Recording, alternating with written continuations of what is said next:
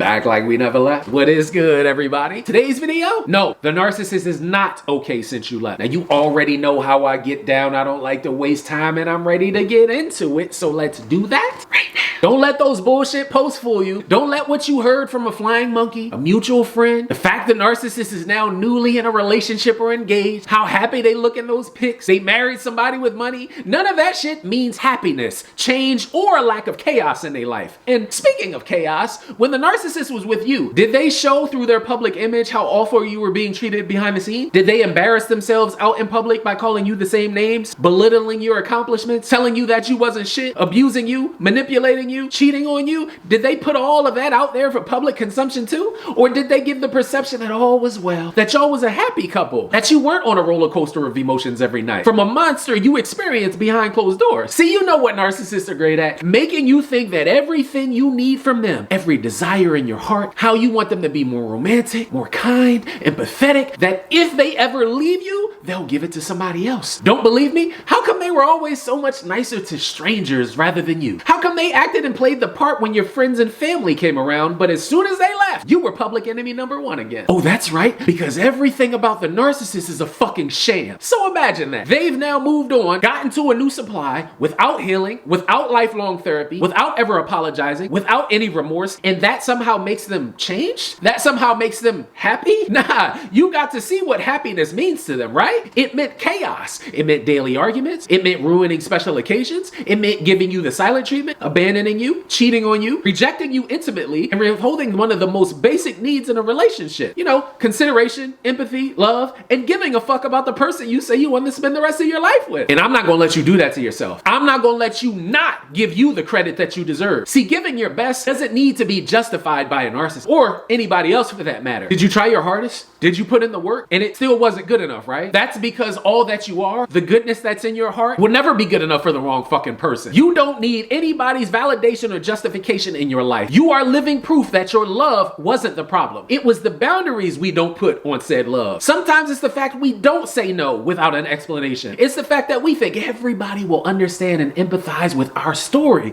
But how could they if they didn't spend a day in your shoes? And I say all that to say this. Fuck the narcissist and everything they got going on. That new fake ass facade of an existence will fade away in due time. They'll live just as miserable and pathetic of a life as they did when they were with you. They just found some new scenery for the time being. As always, thank you to every single one of you for tuning in and checking out this video today. If you're new to the channel, become official to the squad. Hit that subscribe button and that bell notification down bottom. Become an official part of a team that will always push you towards personal greatness. I'll be back soon with another new video, but in the meantime, have an amazing day. Stay strong and stay inspired, and as always, until I see you guys next time, peace.